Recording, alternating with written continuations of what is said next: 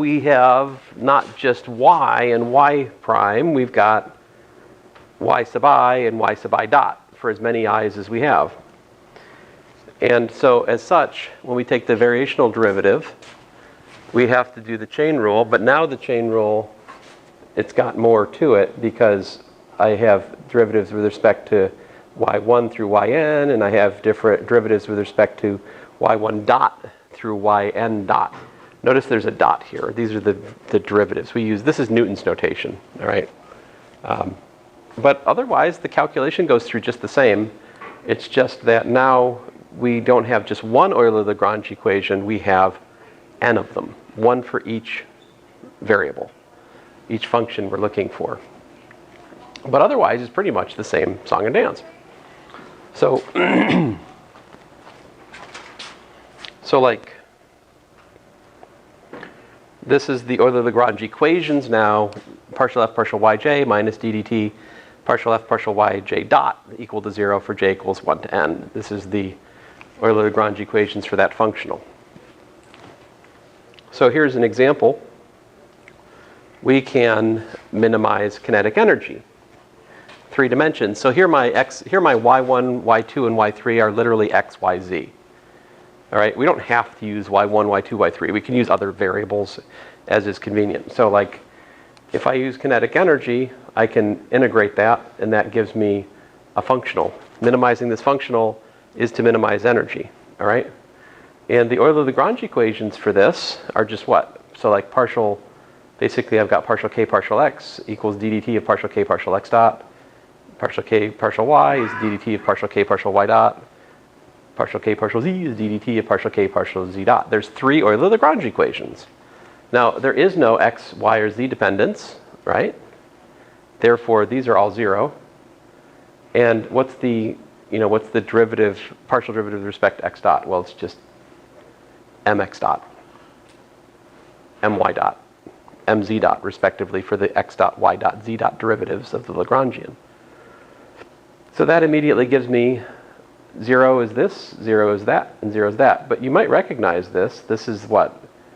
These are what? These are Newton's equations. This is ma equals to 0, where the acceleration is what? X double dot, comma y double dot, comma z double dot. Those are second derivatives in the spatial coordinates x, y, and z. Right?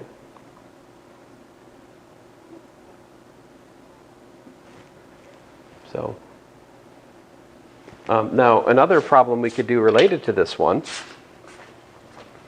would be to minimize, let's say, what if we wanted to look at the arc length of a parametric curve? How would that be different?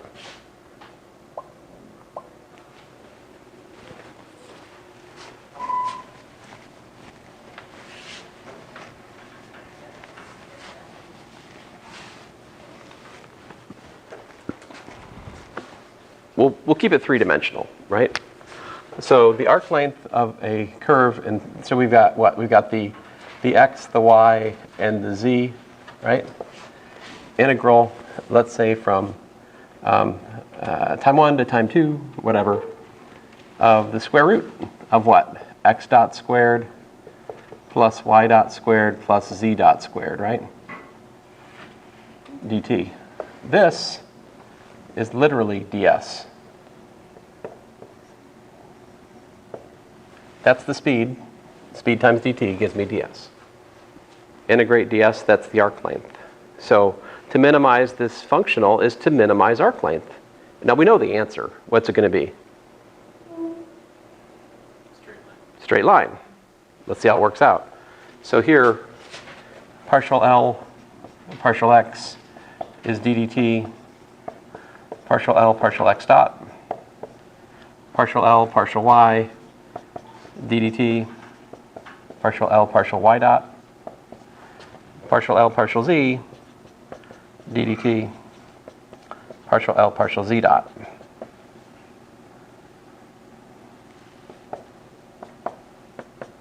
So first of all, I'll do the easy part. 0, 0, 0, right?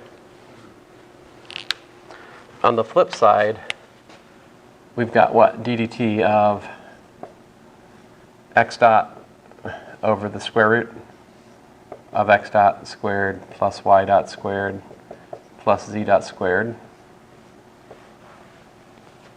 And this is ddt of y dot over, I'm starting to regret writing this, x dot squared plus y dot squared plus z dot squared. ddt, same song and dance, but this time with z dot upstairs.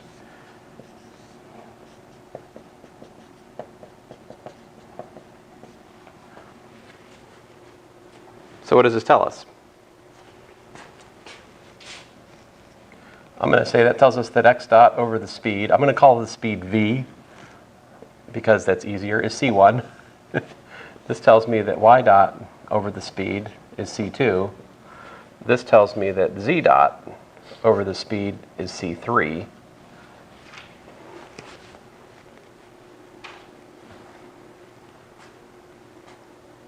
I don't really care about the speed, so let's eliminate it. How would you do that?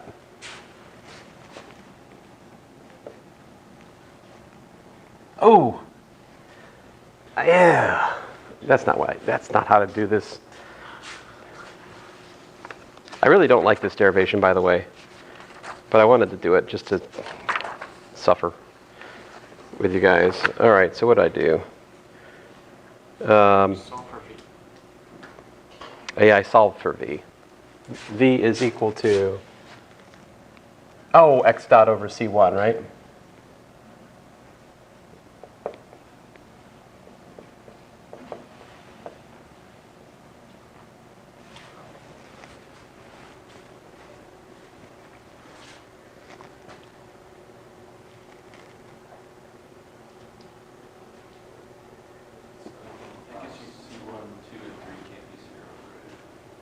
Yeah, well,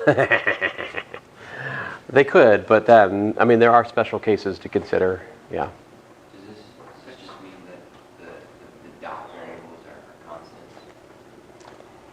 The dot variables are constants. This means, That is a graphical line. well, I claim in the notes that the solution has to have the form, I mean, I don't know, this is 1 over c1 times like dx dt equals to 1 over c2 times dy dt, right? So if we multiply by dt, we get dx is equal to like, you know, c1 over c2 dy. So x is apparently equal to c1 over c2 times y plus some, you know, other constant, let's call it b1, etc. You can work out relations between, but like, let's not finish this. There's an easier way to do this. What's the easier way?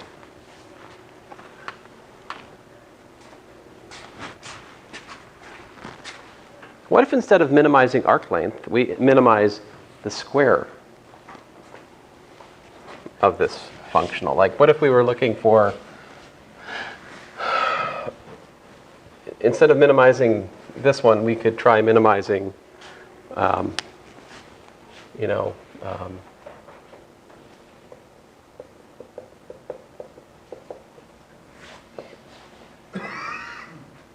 well, we're just going to be back to pretty much the thing I just talked about, but if I did this one, right?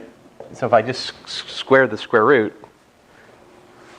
I think it gets, so here's something this is one of those things right on the edge of what I'm certain I'm talking about, but I feel like it should get the same solution. There must be something wrong with this thought. I don't know what it is yet, but. You have to prove that the square root constantly intersperses with the Well, if you can give me a counterexample, it would be helpful. But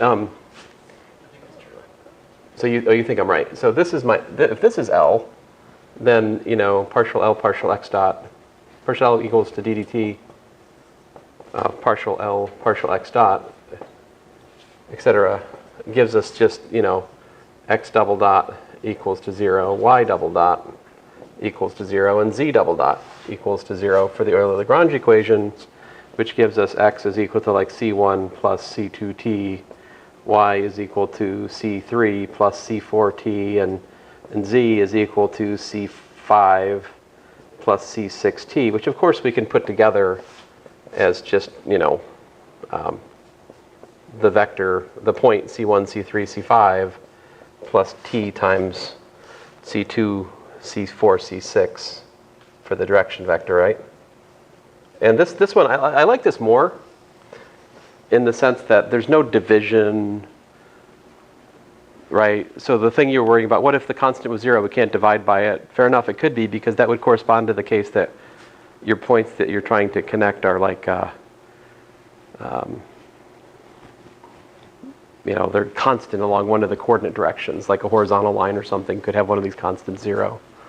You remember that the symmetric equations for a line in Calculus 3, they're not ones we like to use too much because they're not general. Parameterization of a line, on the other hand, is. So I actually have this example we were just talking about is in the notes, so we just got to where I got. And this, I'm just like, okay, so that means the solution has this form. Basically, x is t times something, y is t times something else, and z is t times something else. And we can then see that x of t, y of t, z of t is just t times some q. I think I've assumed at the start of this that it's a line that's, the origin is a point on the line. It must be for what I've written there. I want to show you guys something else here before we finish. So, okay, so this is what I was just talking about. All right, but let me show you something a little bit more exciting, which is that we can also write down the squared metric, or the metric really, in polar coordinates like this. ds squared is r squared plus r squared d theta squared, right? And then I could ask a question like, all right, so like what's the path of least distance on like a cylinder?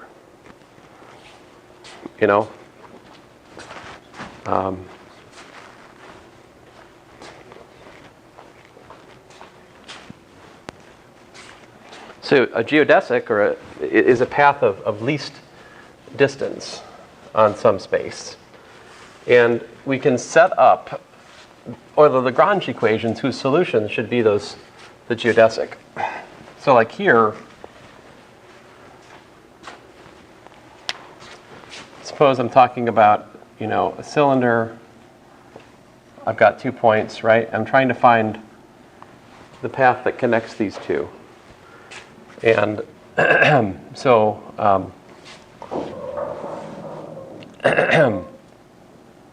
I can do like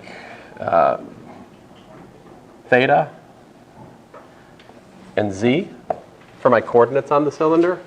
If I do that, my ds squared, I can write simply as dz squared plus r squared d theta squared. And so the action functional I'm thinking about is just like the integral of z dot squared plus r squared theta dot squared dt. And I can look at the Euler-Lagrange equations of that, to try to find,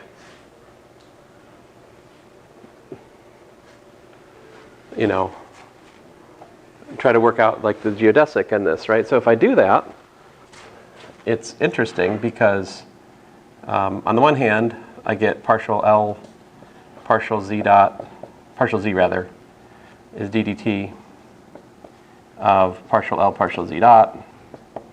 But I also get partial L, partial theta, d dt of partial L, partial theta dot, which in this context gives me 0 is equal to Z double dot. And this gives me, I think 0 is equal to, well, I guess theta double dot too, huh? Which have solutions. Z is equal to like Z1 plus TZ2, And theta is equal to theta 1 plus t theta 2.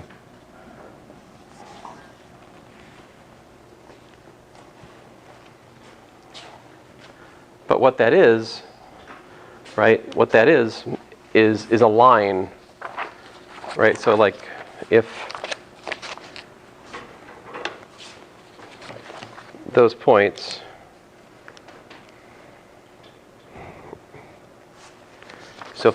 are like here and here, right? I don't know if you guys can see or not.